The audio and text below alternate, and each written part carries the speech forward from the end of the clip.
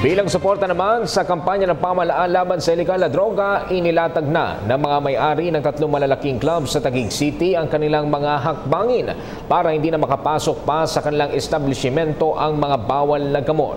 Si Dayan Querer sa detalye. Iminungkahi ni Wilbert Valentino, Vice President for Operations ng 3 malalaking club sa The Fort, ang kanilang mga naging hakbang para tulungan ang pamahalaan sa kampanya laban sa iligal na droga.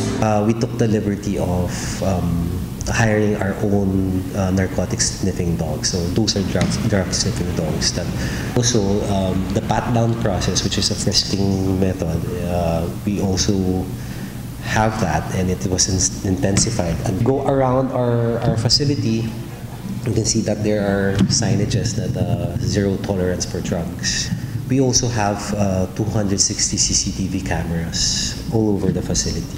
Giit ni Valentino, bukod sa pagbibigay ng maximum entertainment, seguridad at kaligtasan ang nananatili pa rin nilang prioridad. What's paramount for us is the safety and well-being of our customers. That's our paramount concern. So of course, we support and cooperate with the campaign against drugs by this government and the PNP. It's full support. Dagdag pa ni Valentino, ang sinumang mahuhuli sa kanilang mga bar na gumagamit ng iligal na droga ay agad na ire-report sa kapulisan. Maaalalang pinulong kamakailan ni PNP Chief Bato de la Rosa ang mga bar owners para hingin ang kanilang suporta sa kampanya laban sa iligal na droga. Para sa PTV News, Dayan Querer. Ako po si Cathy San Gabriel. Subscribe na sa PTV YouTube channel. I-click lang po ang subscribe button.